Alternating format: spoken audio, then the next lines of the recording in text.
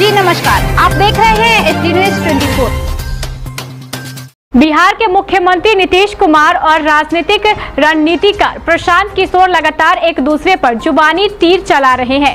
इन सब के बीच प्रशांत किशोर ने 3500 किलोमीटर की यात्रा की शुरुआत कर दी है, जिसमें उन्होंने एक अहम संदेश दिया, साथ ही अपने भविष्य की स्थिति को भी स्पष्ट कर दिया कि आने वाले समय में वह क्या कदम उठाएंगे। देखिए यह रिपोर्ट।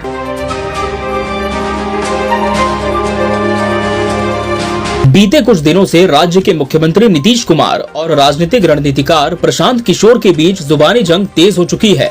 प्रदेश में 2 अक्टूबर से प्रशांत किशोर की जन सुराज पदयात्रा जारी है, जिसकी शुरुआत उन्होंने राज्य सरकार की विफलताओं की गिनती कराने से की थी।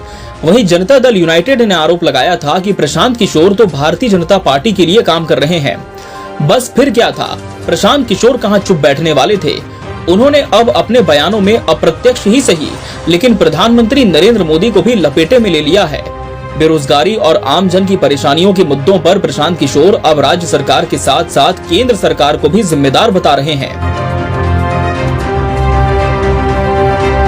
हाल ही में प्रशांत किशोर की एक सभा हुई, जिसमें उन्होंने गुजरात से बिहार राज्य की तुलना की।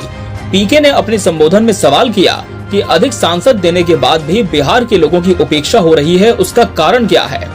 आपको बता दें कि मुख्यमंत्री नीतीश कुमार और जदयू के राष्ट्रीय अध्यक्ष राजीव रंजन सिंह उर्फ लल्लन सिंह ने ही प्रशांत किशोर पर भाजपा के लिए काम करने का आरोप लगाया है, जिसके बाद से पीके बुरी तरह बौखलाए हुए हैं। पश्चिमी चंपारण के नरकटियागंज में भी प्रशांत किशोर ने सभा की, जिसमें लोगों से सवाल किया कि क्या आपको पैसेंजर ट्रेन की सुविधा उपलब्ध है। भीड़ से जवाब आया, नहीं।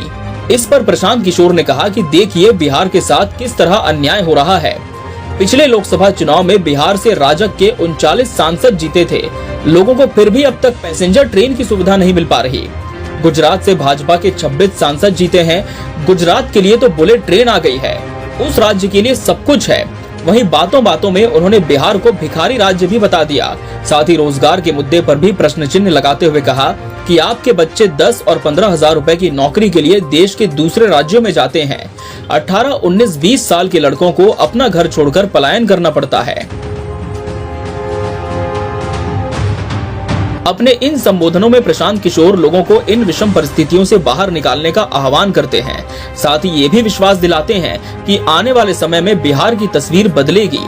आपको बता दें कि प्रशांत किशोर बिहार में 3500 किलोमीटर की यात्रा करेंगे।